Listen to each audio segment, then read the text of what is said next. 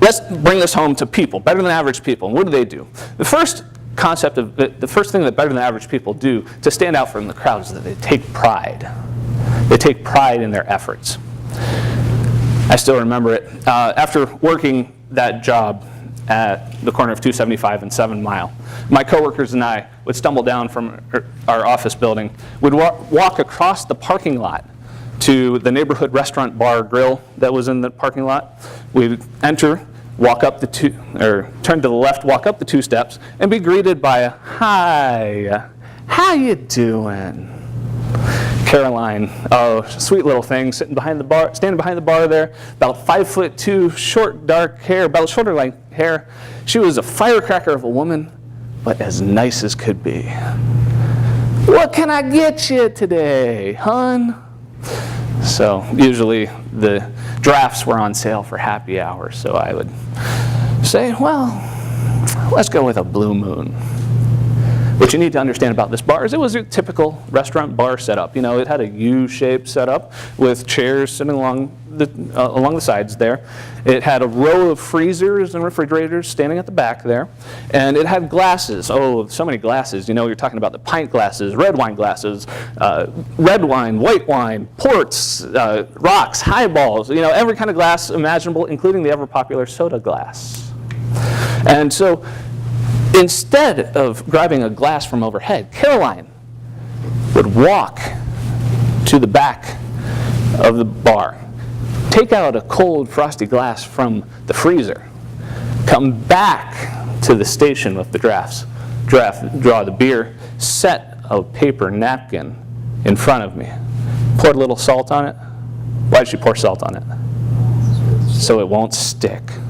And then gently sets the beer in front of me, says, "There you go, hun. Take the beer.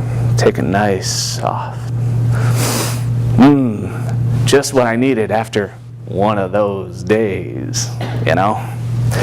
The next day, not the next day, another day, my coworkers and I walk down those stairs from the office building, walk across the parking lot.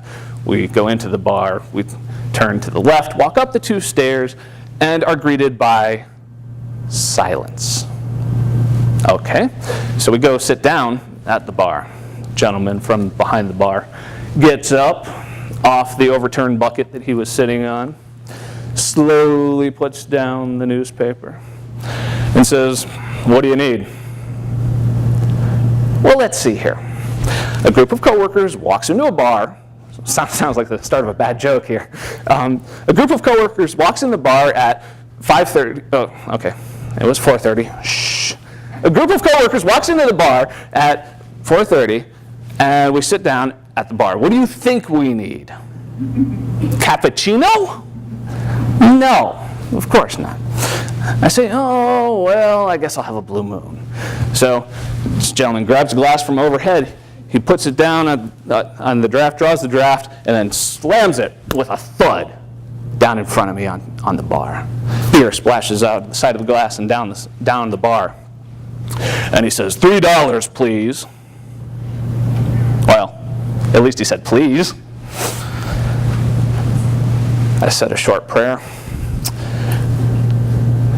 May I always have a clean shirt, a clear conscience, and enough coins in my pocket to buy a pint.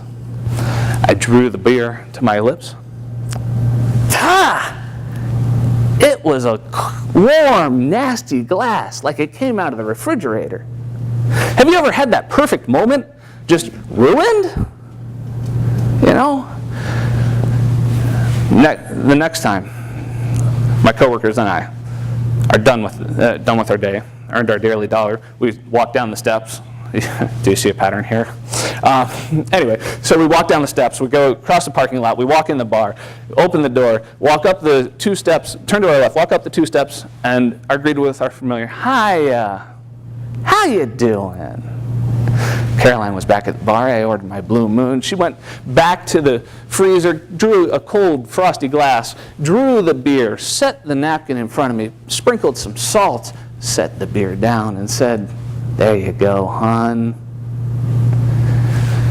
Noticing the contradiction in barkeeping styles, I asked Caroline, Why do you put the glasses in the freezer? Why do you make the effort to put down a napkin in front of me and salt it? Oh, I just want to take care of my customers. And I want to make sure that they have a good time. And I take personal pride in my work. How much did that cost her? Nothing really. I mean, it cost the borrower like nothing. May have actually made the borrower a little money because of that service, right? How much effort did it take? Not much, right? I mean, you take the glass, you rinse it with a little water, stick it in the freezer. I think even the steak grads can handle that after a few tries. Oh, I love the steak grads, don't worry. And then think about yourself. When was the last time you took pride in your efforts? Took real pride in your efforts. It doesn't matter whether you're a doctor, a lawyer, a housekeeper, a homemaker, a teacher, or a bartender. When was the last time you really took pride in your efforts? Better than average people take pride in their efforts.